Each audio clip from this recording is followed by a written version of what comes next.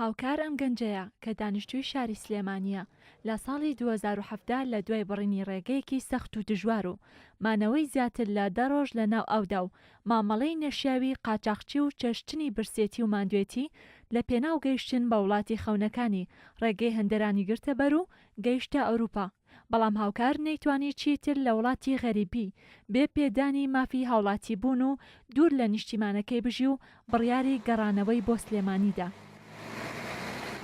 ساڵی 2017 بڕیارمە کە بڕۆمە دەروی کوردستان چوومە تووشیا لە تورکیاوانەی ئیتر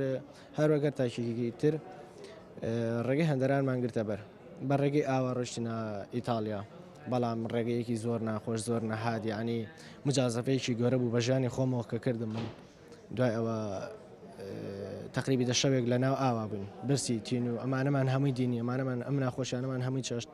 دوای ئەوە گەشتینە ئیتالیا. هەمیشە کۆچ بە ڕێگان نایاسایی دژوارەکاندا مەترسی لەسەر ژیان و دەروون و جەستەی کۆچبەران هەبووە و دووشی شۆکی کللتوری و کۆمەڵایەتی و ئابوووریانی کردووە و زۆرجار لە ڕێگەی کۆچی نایاساییەوە بازرگانی بە مرۆڤەوە کراوە، جگەلەوەی کە کۆچی نایاسایی زۆرجار بۆتە هۆی گیان لە دەستدان و بێسەر و شوێن بوون. دیاردەی کۆچی ناسایی خۆی بۆ خۆی دیاردەیەکی مەترسیدار و بەم ساڵانەی دوایی بە شێوەیەکی بەرچاو دەرکەوتووە. مەترسیەکانی کۆچی ناسایی تەنها مەترسی یانی نین لەسەر ئەو کەسەی کە کۆچ بۆ ئەوێ ئەکات، بەڵکو گەلێک لێکەوتەی کۆمەڵایەتی و دەرونی بەسەر خێزان و کەسوکار و ژینگەی ئەو کەسەوە جێڵێت کە لێرە ئەژی. ئێمە زۆر حاڵەتمان هەیە لە ڕووی کۆمەڵایەتی و شیرازەی خێزانەکان تێک چوون لە ڕووی کۆمەڵایەتیەوە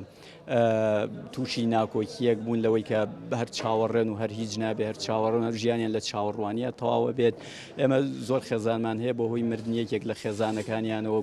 وەکو ئەڵێ خاڵێکی برینێکی دەرونی لەسەر دەرونیان جێماوە هەتا دنیا چاک نابێت. لە ساڵانی ڕابردوودا بەهۆی تێپەڕینی هەرێمی کوردستان و عێراق بە دۆخێکی سەختی جەنگ دژی تیرۆریستانی داعش و قەیرانی سیاسی و داراییدا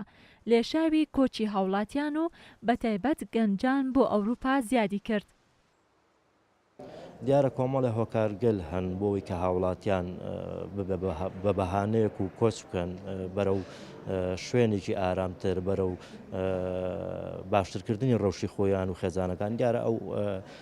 قەیرانە سیاسی و ئابوووریانەیە کە لە هەرێمی کوردستان ئەو جەنگ و پشەیانەیە کە لە ماوەی چەند ساڵە ڕابردووە ڕووی لەم ناوچەیە کردووە سەرباری ئەمانە خزمەت گوزاریە سەرەتایەکانە و دەرچوانی زانکۆ و پەیمانگاکانە ئەمانە کۆمەڵی هۆکارگەلن کە بۆی هاوڵاتیان ببێ بە بەهانەیەک و ئەو ڕێگە پڕمەترسیە بگرنە بەر و کۆچی بە لێشاو بکەن بەرە وڵاتانی دەرە و خۆشیان تووشی ئەم ڕووداوە نەخوازراوانە بکەن. کۆمەڵێک لە ڕێکخراوەکانی مەدەنی و ڕۆژنامەنووسان و ڕێکخراوی کۆچی نێودەوڵەتی و ڕێکخراوی هاریکاری ئەڵمانی لە پێناو بەرگرتن لە کۆچی نایاسایی هەڵمەتێکیان لەژێر دروشمی هۆشیارکردنەوە دەربارەی مەترسیەکانی کۆچی نایاسایی دەست پێ کردو و هەوڵ بۆ کەمکردنەوەی دیاردەی کۆچکردن دەدەن. هەڵمەتێک ڕابگەێنین کە خەڵک چیتر بە ڕێگەی نایاسایی کۆز نەکە بگرە کەمیکەینەوە چکە ناتوانین بنە بڕی بکەین. چەند مەترسیەکی ئێمانەوەی خەڵک لەو مەترسیانە ئاگدارکەینەوە. یەکەم شت بەسەر ژیانی کەسەکان خۆیان مەترسی بەسەر ژیانیان دروستەوێ ڕەنگە تووشی بازرگانی پێکردن ببنەوە یاخۆت سامانی خۆیان بە فیڕۆبن و هەم لەو ڕۆوە کە سامانی مرۆیی کوردستان بە فیڕۆچێت چکە زۆربەی ئەوانی کە ئەڕۆنە دەرەوەی وڵات گەنجن و هەلیکە دەستی کارن. بەپێی ئامارێکی فدراسیۆنی سەراسەری پەنابەرانی عێراق لە ساڵی 2014 هەتا ئێستا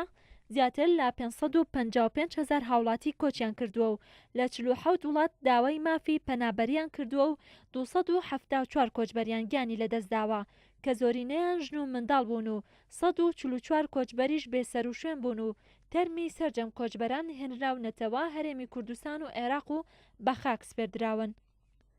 ڕێزان محەممەد، کورسات نیوز، سلێمانی.